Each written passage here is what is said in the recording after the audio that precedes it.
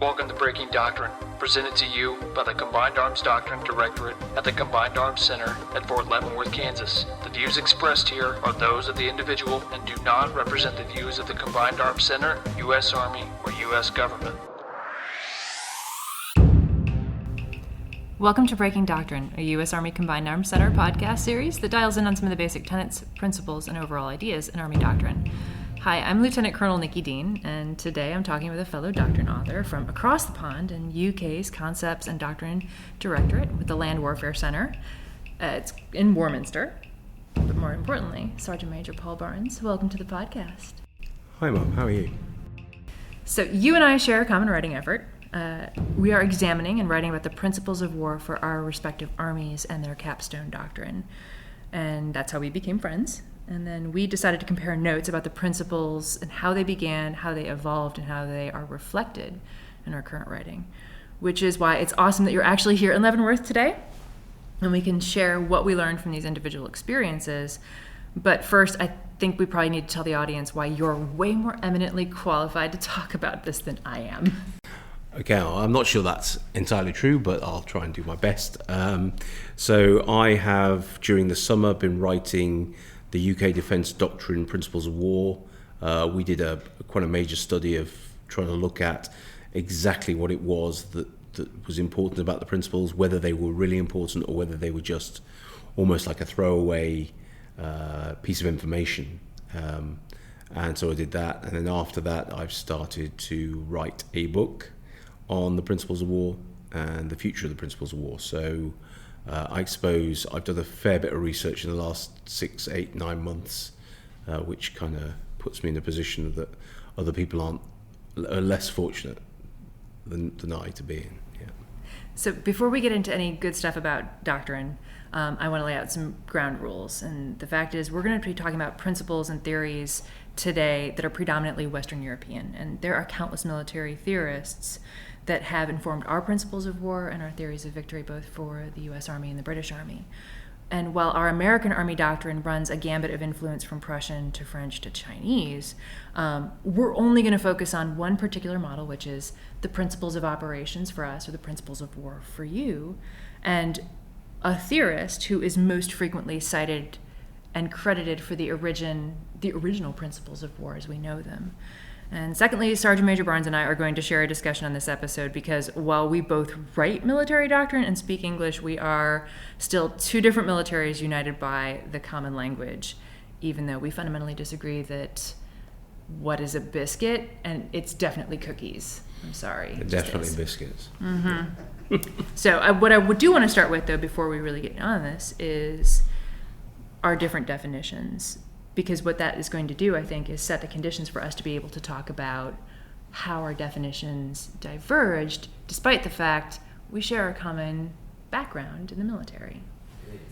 So, our definition for the U.S. Army, when we talk about principles as they apply to techniques and tactics and procedures, is to say that a principle is a comprehensive and fundamental rule or an assumption of central importance that guides how an organization approaches and thinks about the conduct of operations.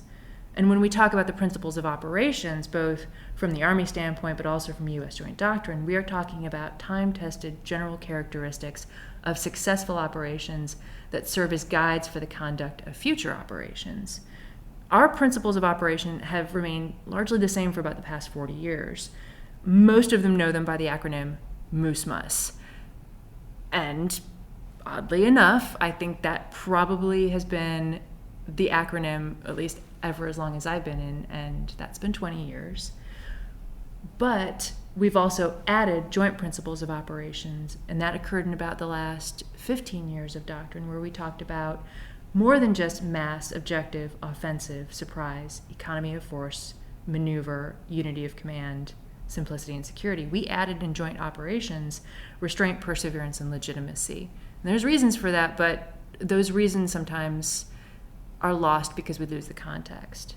For you guys, you've come away with a completely different approach to how you wrote about the principles of operations, and you moved the way that you talked about it and where you talk about it in your new ADP land operations. You moved it out of the annexes and into the body of the text. And Barney, you did that personally. I want to ask what drove you to do that. So when we looked at the whole of ADP land operations, previously it was in one manual, and we decided to go for a more thematic approach and break it out into 6 submanuals. The important thing there was that we also wanted to carve it down to the smallest portions we possibly could. It needs to be a really tight, small document. And that meant that when we came to look at annexes, they have to pay their own way. If they're not saying something that's important, then we get rid of them. They just go. And Principles of War was in an annex. So the first question was, what are we doing with this? Is this just an annex that's there because traditionally it's always been there, and therefore not doing anything and therefore pointless? Or is there something to this? And having read them and done the research, it became apparent that in actual fact they are the foundation for our tenets of doctrine: maneuverist approach, mission command, integrated action, combined arms. They provide the background for that, and so we had to make them a more important part. So what we did was we made them as the foundation. We put them first, front and center, and said these are the principles of war, and these are the tenets of doctrine that fall out of that. So they move from being an annex to being up front in part 2 in chapter 3, which deals with maneuverist approach, etc., etc. So what are your principles? So I'll give you the definition first, because they're slightly different, but strangely we say the same thing, but we just say it in a different way, pretty much like the way we talk. So there you go. The principles of war provide comprehensive considerations at all levels for the planning and execution of campaigns and operations. They are not absolute or prescriptive, but provide an empirical foundation for adversary-focused military activity. Except for the master principle, which is placed first, the relative importance of each will vary according to context and their application according to judgment. So it is similar, but there are some differences. Our first principle of war is selection and maintenance of the aim. That took over from the objective in 1960. You'll find as I go through this that we say the same things, we say them slightly differently, and we also, in the British military, are more open to changing them than you might imagine. So this is not like Einstein's theory of relativity or a principle like universal gravitation. These are principles which are set in stone, but the description changes as the character of warfare changes. That's the British position. So to give you a bit of, before I waffle on about these individual principles, to give you a bit of background maybe, in the 20s when we took these on, at each stage as things develop, different generals have had their fingers in the pie and have often changed things considerably. So in 1935, Fuller's 8 principles that we originally adopted go down to 5 under generals in 35. By 1940, it's found that that's wrong because of our experience in wartime. In 1945, Field Marshal Montgomery makes air power the principal principle of war. By 1960, it's gone, as has logistics, which he brought in 1945. Logistics then bobs back in 1998. Principles of war, the selection and maintenance of the aim, that bobs in 1960, having been nowhere, but then comes about because of dropping the objective and replacing it with that. So I suppose our experience of each campaign or each war that we've been through puts a slightly different twist on it and allows us to sort of explain away the changes. Yeah. What are the other ones? So next would be offensive action, which I think you probably recognise. Yeah. Then surprise and security, which are 2 sides of the same coin. Concentration of force, economy of effort, cooperation, traditionally, security, as we mentioned, flexibility, and the maintenance of morale. The maintenance of morale, I know that morale represents a particular issue for the US military in terms of its inclusion as a principle of war. And then finally, sustainability. So it's funny because when we first looked at it in 1921, which was the post-World War I era, we used to have cooperation as well. And it's funny how that has come off of our lineup of the principles of operations. Yet, largely when I look back at it, the times in which we have gone through and put the principles of war into our foundational doctrine, it's so much of the language has remained largely the same. Cooperation fell out, but everything else stayed largely stagnant and static.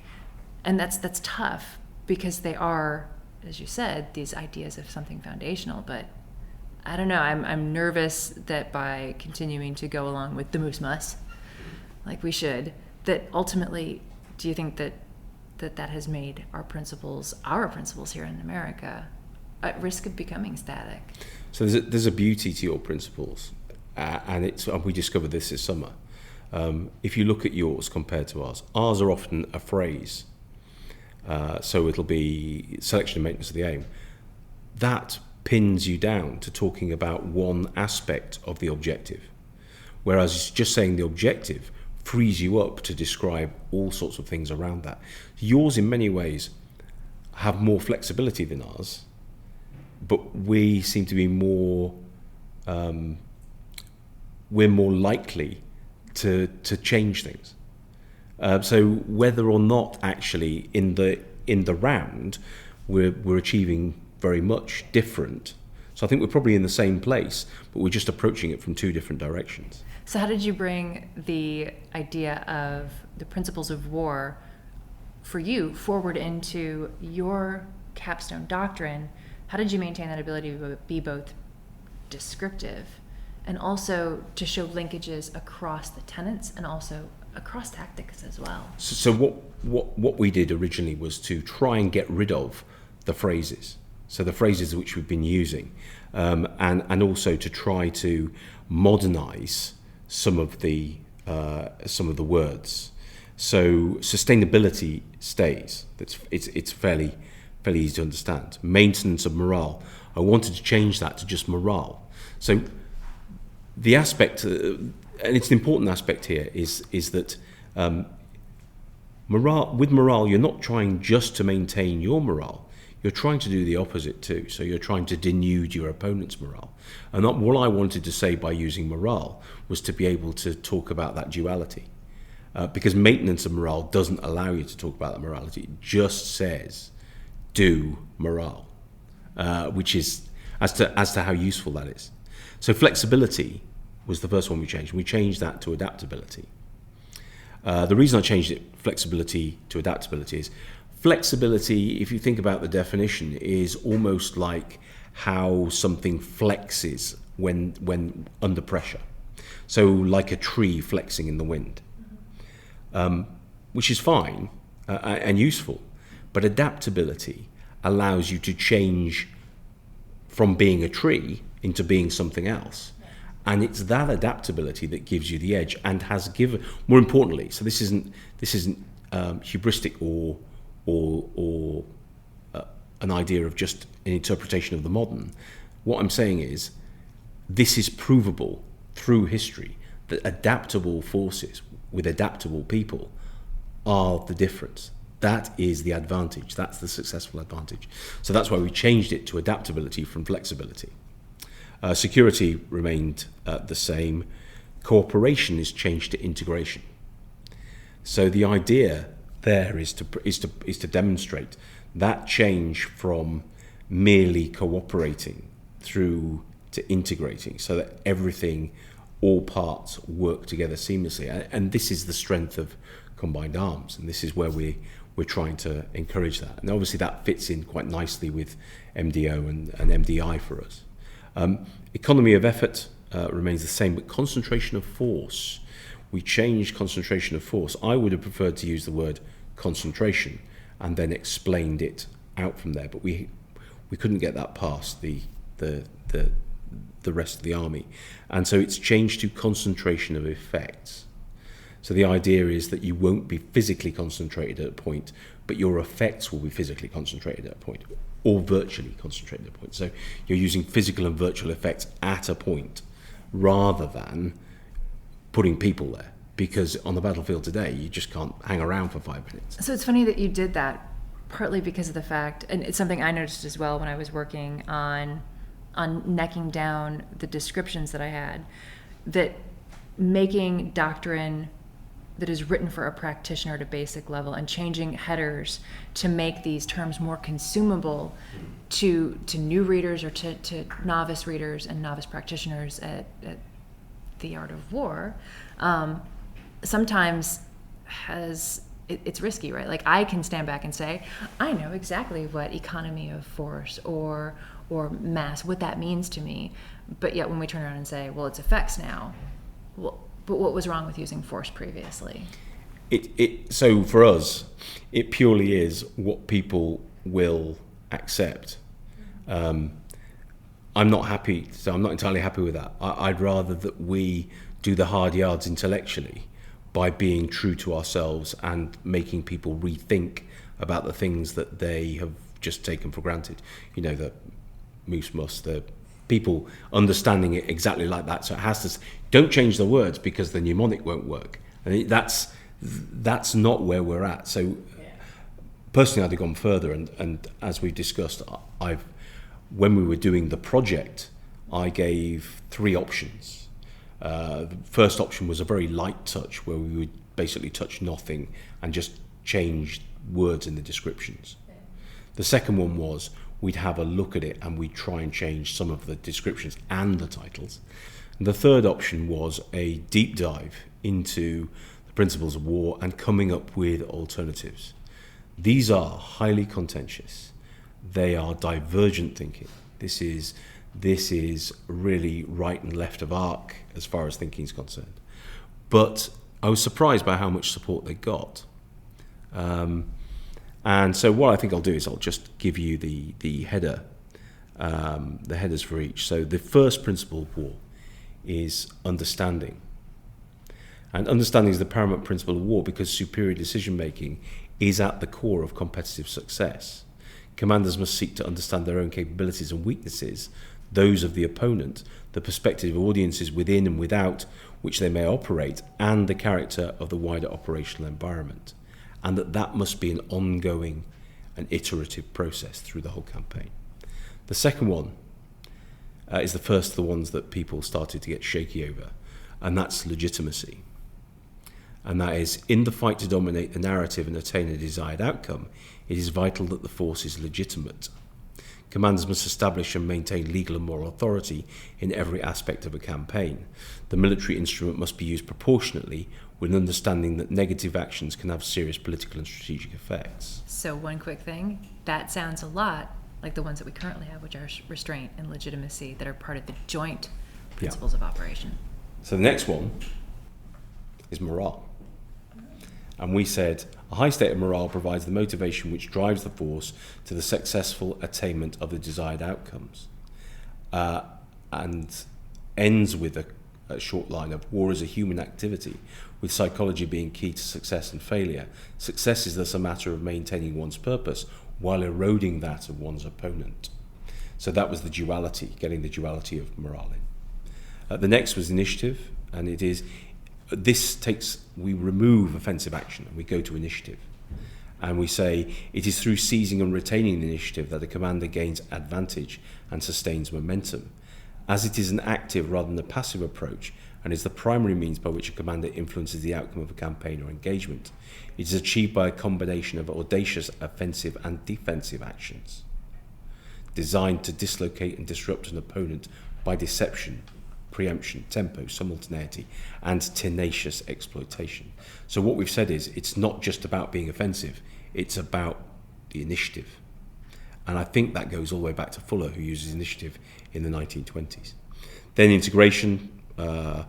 So throughout history, the combination of effects has proven key to military success. Today, we have the ability to integrate actions across domains in concert with allies and partners to achieve mass. Integrated actions demand unified command, directing created effects to a desired outcome. The next one was the most contentious. The gunners don't like this. And it is precision. It is impossible to be strong everywhere. Created effects must be delivered economically and precisely, targeting the right object in the right space at the right time. Which is odd because that's so close to economy of effects. It's close already to objective. Like all of these things are so close to what we currently have already. They are. Why be contentious, or why was it contentious? So why it's contentious is because when a gunner sees the word precision, he sees something that isn't, he just sees what he knows. He doesn't get to think about what this is saying. What precision is saying is you need to have economy of effort, but you also have to deliver precisely, because if you don't, you're leaving a strong point unbroken. And so everything must be delivered precisely. And that also goes to the idea of legitimacy. So if you're going to destroy a town, don't destroy the town, destroy the strong point within the town. And that's all about precision. So it all acts itself. I think adaptability I've done already, and sustainability we've done already, which is the logistic element. And then the final one, which was the one that I added last, was resilience. War is a brutal and visceral activity, placing extreme physical and psychological demands on personnel and requiring the constant care of people and equipment. In war, a number of factors, for example, weather, terrain, and connectivity, conspire to make even the simplest activities difficult, obscuring understanding under a fog of war.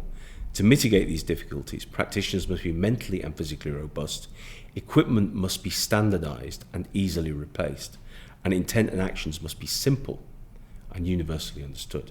So what we've sucked into that is the US idea of simplicity, ideas of resilience, Fuller's conditions, and we've put them all back into, in doing this, I put them all back into the place that Fuller would have recognized in 1920 with his full sense of what he was after. But it did prove to be a bridge too far for our senior management and leaders. So for right now, for FM 3.0, the draft that we just sent out for initial staffing and review, and eventually we'll go back out again to the force, our principles of war are in an annex. And I love the fact that yours came forward into the actual description in the body of the language, which I think provides great context, but also it provides an opportunity for folks to genuinely think about, what do the principles mean? How are they applicable? And ultimately, like, can they change? And you and I discussed this last night. This was a great discussion that we had, was could we ever bring decision making, decision advantage, decision dominance, whatever the term du jour is, and that foundational discussion that comes out of overwhelmingly Boyd's work with the OODA loop and decision making for fighter pilots in a cockpit, and has ultimately informed so much of what we do. Now the question is, could we ever bring that forward into the principles of war, and what would that look like? So we did discuss this, and at first I'm sitting and thinking, well, yeah, because clearly this has become something that's a principle, or feels like a principle, and therefore, yeah, why not? Why not suck it in and make it an additional principle? Because looking back through history, the historical examples of more rapid and more correct decisions leading to success would seem to make it a principle. But then I thought about it in terms of, is it more like maneuverist approach, mission command? Is it something that falls out of the principles of war? And I think it does. I think it, I think the argument is finely balanced, and I can see the point about it being a principle, but I can also see the point about it being a tenet, that it falls out from those principles. And I think it's complex, finely balanced, but I think on balance, I would prefer to see it as a tenet. So it's always funny. We also discussed one other thing, which is that because we haven't changed our principles very much, and we have remained relatively stable, though obviously the moose thing is it's a thorn in my side a little bit, because there's a reason that they're organized or that they were oriented the way that they were, but there also is a reason why they were what they were and where they came from. There these ideas of new elements or new things, they're always the observations of one person at one time looking at one portion of military operations in history. And this is why I couldn't wait to bring you on to talk, because there is one individual that has been overwhelmingly traced back to our theories of the principles. So let's talk about this, because I think it's time to dig into JFC Fuller. Okay. I have so many questions about him. Oh my God. First of all, can we talk about who he is? Yeah, of course. So JFC Fuller was a Major General in the British Army. He was a soldier from just before the Boer War, so in the 1890s, through until the early 1930s, when he retired. His military career, he starts off in the Boer War as a transport officer, becomes well known as a very good staff officer. His ability to sort of keep many balls up in the air at once is seen as really useful. What he sees in the Boer War convinces him that he doesn't want any part in fighting or soldiers, that he doesn't really like soldiers and he doesn't like fighting. But what he does like is the intellectual rigor of staff work. So he applies for and becomes an adjutant for the Middlesex Regiment, and a battalion of those which is a reserve regiment. He likes working with reservists. He finds them to be, clever and interesting, and he starts to write about the best way to train reservists. There's a match here. All through British military thinking of the 19th century, most of the best thinkers have all been people who've been working with the reserve, thinking about reserve training. There are a number of authors who have thought about this in the 19th century. He's kind of following this on. Are you bringing this up because you used to be in the reserves? Once upon a time. But the important thing is, as a theorist, he's interesting in that he's actually following in the footsteps of some fairly well-known people. So Hamley, who wrote his book on the operations of war. That book, The Operations of War, became important at West Point, as well as being important at Sandhurst. And others before him had all been interested in training the reserve. And it had been a major issue for the British for probably 40 years by the time he was writing this. So he's writing that sort of stuff. Outbreak of the First World War, he does some transportation officer work on the south coast of England, but he's itching to get over to do a staff job in corps and divisions. He moves up through divisions and corps through till about the Battle of the Somme in 1916, and he is a very well thought of staff officer.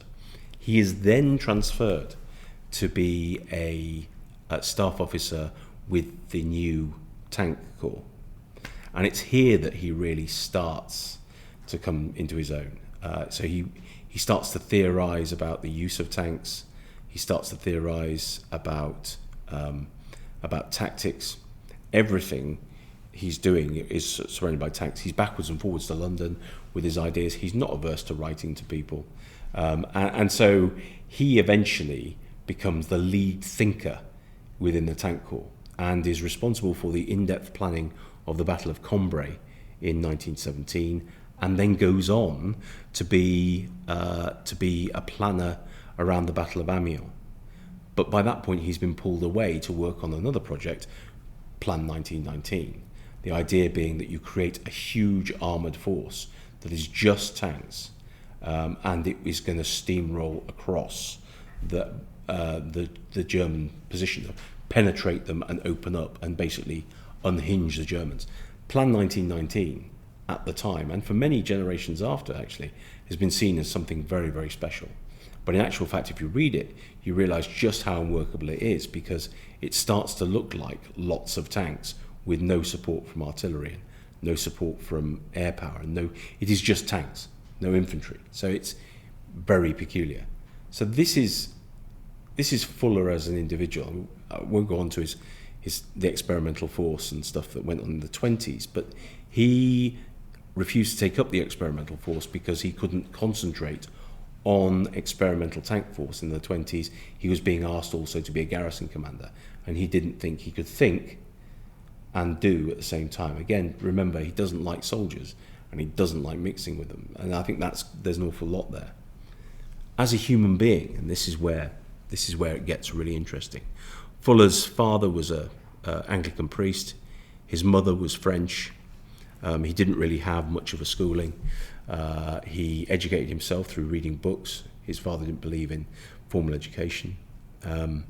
So he moves on in his time, and as a young boy, he's the sort of kid that pulls wings off flies and stuff. He's quite a nasty little piece of work, if I'm really honest. And then the other thing, of course, is his stature. So he is less than 5'4", and he weighs 115 pounds. If you see pictures of him on the Western Front, he looks like the scout that's been brought along to the party with proper, fully grown human beings. Very odd little character.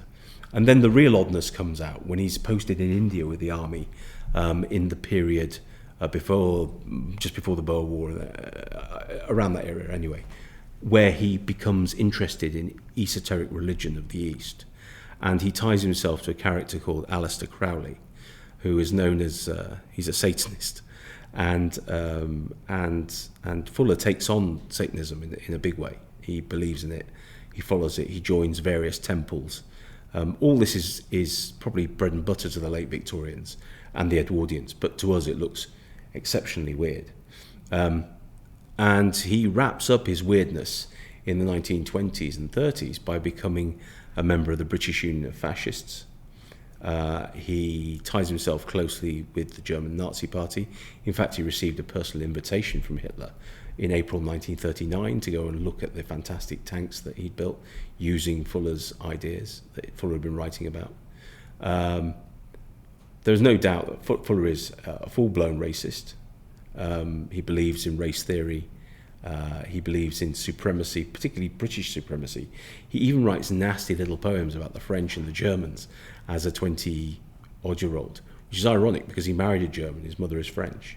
But he's an intense nationalist.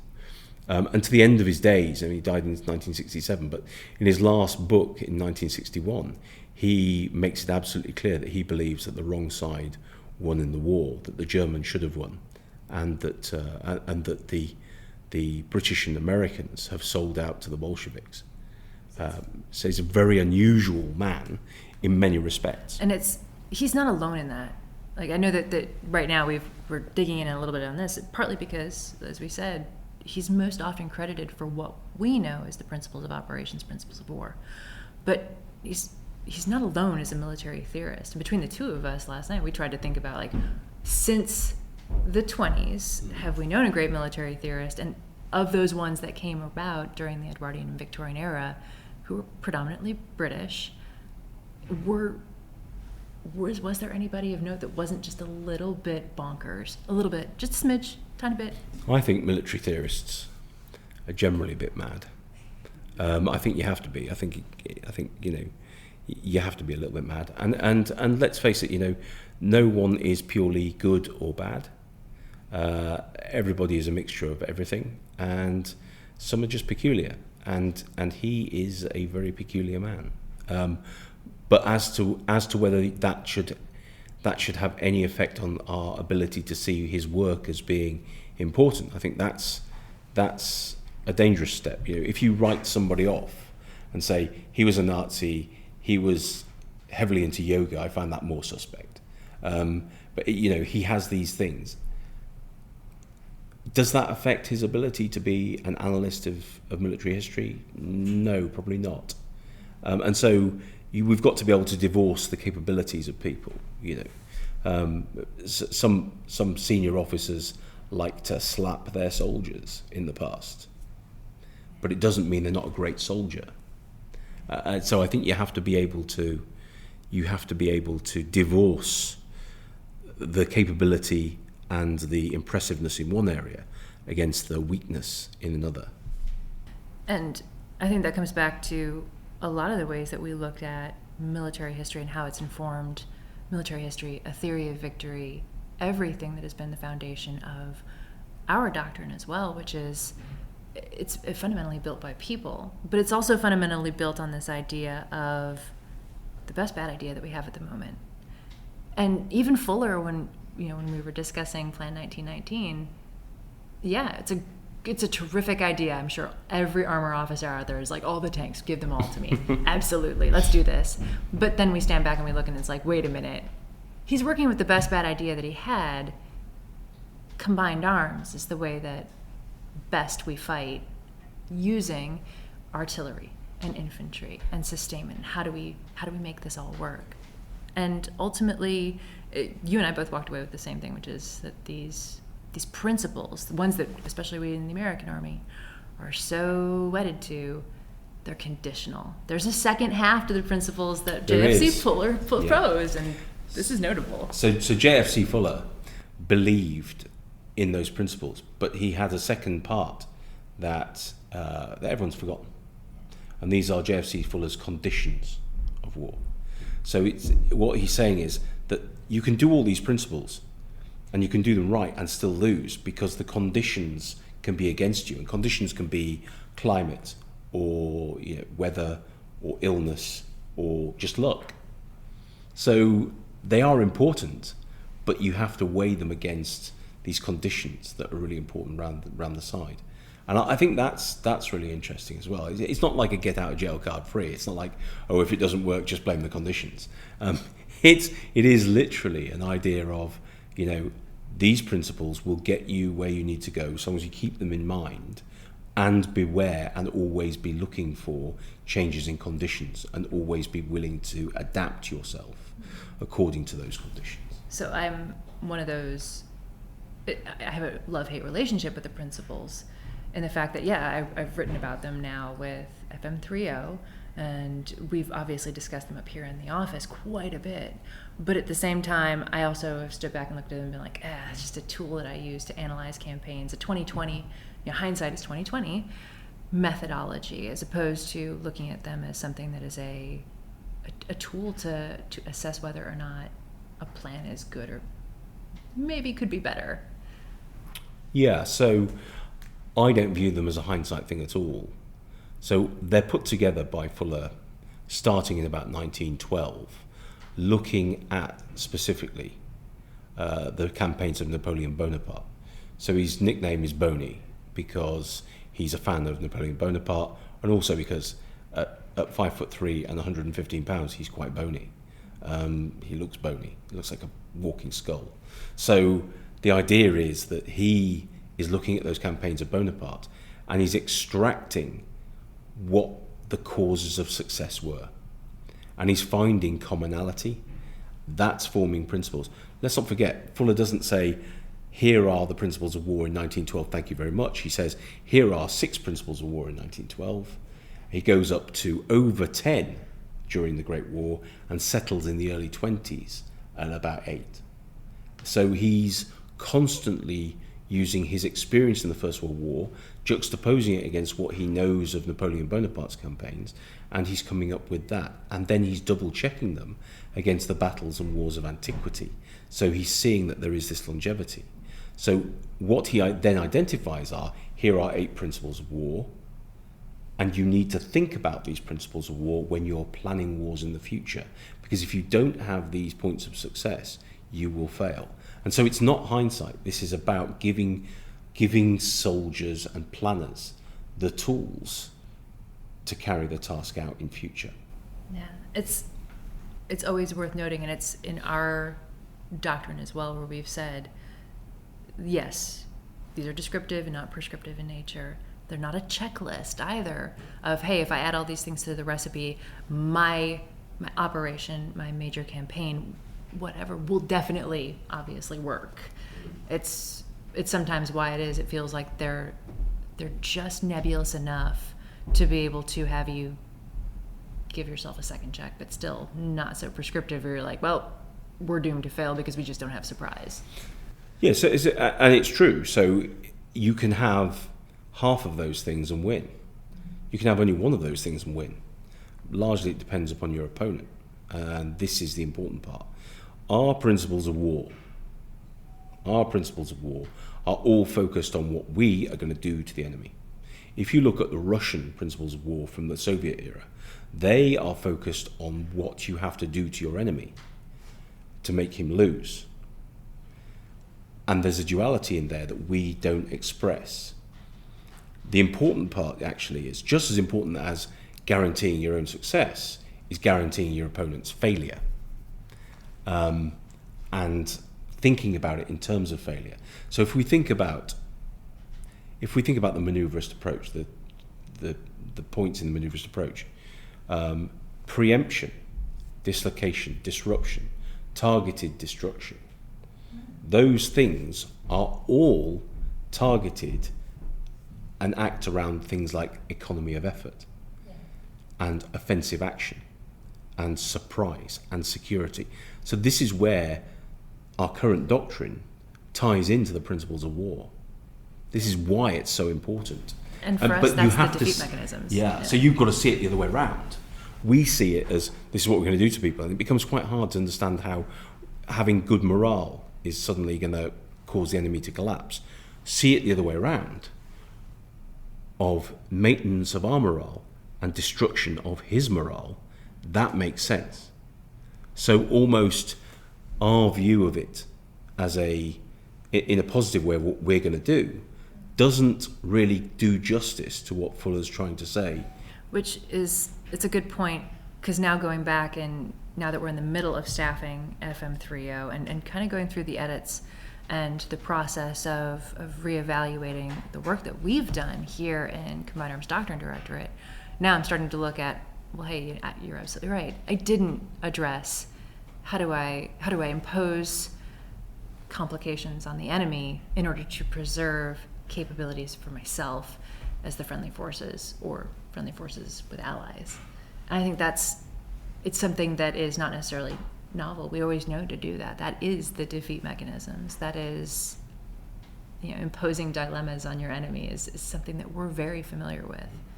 But to think about it from that perspective is cool. So I think imposing dilemmas, and we talked about this again, imposing dilemmas on enemies is almost too analog. What that looks like is a process where you impose 4 COAs on your opponent and say, one of which is an air assault. Yeah, and he'll have to say, I'm going to do one of these 4 things. Yeah. And I think where we have to get into our heads is we need to move away from process and move towards chaos. So what you have to do is overload your opponent's ability to understand the battlefield. Literally fill the space. It doesn't have to be relevant. It just has to be there. And if you can put 10,000 pieces of information coming into one computer or one individual, you've overwhelmed him. And if within that you have a plan, there's a whole different thing. So I think actually where we are, and I think the principles of war point to this, is that we need to stop thinking in that analog, I do this, then you do that. It literally is, I need to create chaos, and I need to make you uncomfortable in operating it, and me very comfortable in operating within it. And that, I think, is the key to success. And I think we saw that in Nagorno-Karabakh in 2020, where we are looking at an army which is overwhelmed by the amount of information it's receiving and cannot process it and cannot react. And I think that demonstrates what the future will look like. So it's like a digital, upscaled version of Desert Storm. You're looking at, you've literally gone on, that's what the computer can give you. And so this isn't about information warfare.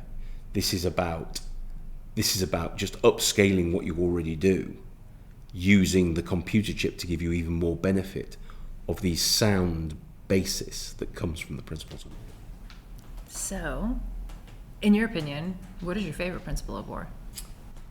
So I rewrote and rewrote. Your favorite British principle of war. You also like beans on toast, which is weird. Okay, so I think probably, I used to think it was hardcore offensive action or something, but I think actually, I think security.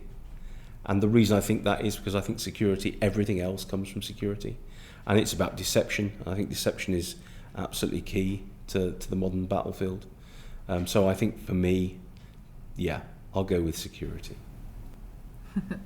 I tend to like surprise personally. It was always one of those unique senses that you have done something. First of all, you've worked within operational security. You've managed to protect and defend information. You've not revealed your hand through use of tactical deception, military deception is even. And then you still managed to swing up the side and roll up the flank of an enemy force. And that, to me, to impose surprise upon an enemy force speaks volumes about the level of protection that an organization plans for and resources, down to even things like, how does a sustainer function? How does a sustainer think in order to preserve maneuver surprise? That's true integration of planning. But of course, all this hangs together. So much of what you said has to do with security, and surprise is the other side of the coin from security. Once surprise is released, it has to be released with offensive action, because you've got to gain and exploit the initiative. And so each one of these actually works together to enable it. So once you've got the initiative and you're moving on, you need to sustain it so you don't culminate. So each of the individual principles is additive, and it creates an overall effect, a convergence, if you will. And that's a very American phrase at the moment, but it does. These things converge to create an effect that you want at the end. So I think to say what's the best or what's the worst doesn't work quite like that. They all are important because they're all parts of the jigsaw puzzle. Wow. I can't thank you enough for coming in and talking about this today. Out of curiosity, since we do have an opportunity to share where we got our research from in developing both our chapters in this podcast, what were some good reference material that you used? And what books did you read that struck you as being important enough to talk about today? So I read a fair bit on Fuller, a fair bit of Fuller's books, more out of curiosity to see where he'd end up going, to be honest, because I just think he's fascinating, though very odd. And also the Foch's Principles of War, which are the French version. Foch takes an awful lot from this. An awful lot of this takes Foch, though Foch writes in an odd style. He talks about individual battles and doesn't really talk about the principles. He just sort of mentions them every now and again. It's quite hard to extract stuff, but that itself is fascinating. And then some stuff from Little Heart. I have generally tried not to go and look at stuff that's more modern, because I wanted to get the very heart of what this was really about, and that means looking at the work of even Clausewitz and further forward, what everyone's had to say about the principles of war, and then looking at different battles and seeing how these things work out. So when I first took on this project for FM30, I was shocked. At the same time, an article had just come out from AUSA by then Major, now Lieutenant Colonel Amos Fox, about evolving and changing the principles of war. And that got me thinking, when at other times have we seen young field grade officers in the Army proposing it? And I did a dig back through the SAMS monographs, and I have to give a shout out to the Army Nerd School, that if you thought that your monograph maybe in the last 20 years just languished, guess what? If it was about the principles of war, it got read by a doctrine writer. And the ones that kind of stuck out to me was Morale as a Principle of War by David Burrell, Mass, the Evolving Tool of the Operational Artist by Mark Laguerre, Principles of War and Campaign Planning, Is There a Connection by Paul Melody, and The Ballad of Odysseus, which is a return of surprise and cunning to operational art by Cameron Craig, which really, that reinforced just how much I still, though I understand security and surprise are two sides of the same coin, it really reinforced just why it is I do like surprise as a principle. Despite the fact that you like to refer to cookies as biscuits, it's still a pleasure to have you here. So, no, it was actually genuinely awesome, and I'm so glad that you were able to provide your insights, and the fact that we were able to share our work back and forth across the pond to be able to give context, and if nothing else, to be able to give us both a greater understanding of the things that make our theories of victory for our independent militaries. It's been an absolute pleasure. Next time I shall bring you a tin of beans so that you can fully experience the British beans on toast experience, which has to be seen to be believed. Thank you very much. So we'd also like to thank our listeners for joining us today. If you enjoyed today's episode of Breaking Doctrine, please don't forget to subscribe to us on either Apple or Google Podcasts, and you'll get new episodes automatically. And you can follow us on Facebook, on YouTube as well, and on Twitter at U.S. Army Doctrine. And that'll get you updates from the Combined Arms Doctrine Directorate on episodes, our new Doctrine Digest video shorts, audiobooks, and most importantly, new publications in Doctrine. If you're curious about what is happening with Army Doctrine across the pond, you can follow the Land Warfare Center on Twitter at LWC_UK. And finally, the views and opinions expressed in this podcast do not necessarily reflect the official position of the United States Army, U.S. Army Training and Doctrine Command, or the Combined Arms Center, nor the British Army and the Land Warfare Center. I am Lieutenant Colonel Nikki Dean, and this has been Breaking Doctrine.